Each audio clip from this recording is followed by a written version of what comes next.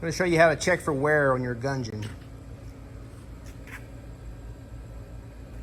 So the easiest thing without doing anything at all is to look at your rear frame where your steering cylinder is. Now, not here where it looks like it's had to be heated to get the pin out, but right there.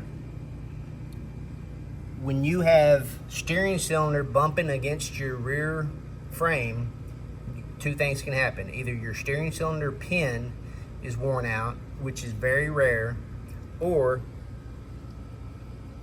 here I can see that the bearing is out on the Gudgeon. How do I know that?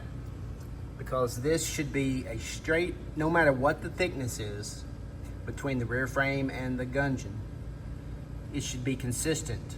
And here you can see that it's wider at the bottom and closer at the top. Now the reason that is, that's because we built it, put it on a stand, so we've got it in a little bit of a pinch, but it shouldn't happen. You should not be able to do that. So always look at your steering cylinders when you're just checking your tractor, certainly in off season, because if it's quote bad, it's going to let you know anyway. But that's a way to know prior to a failure. Remember, it's always easier to do a repair than it is to replace a failure. So that is the easiest way to check,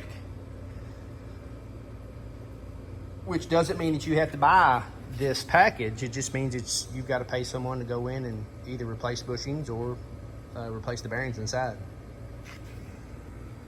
If you don't catch that and you have a major failure, that's where these right here help.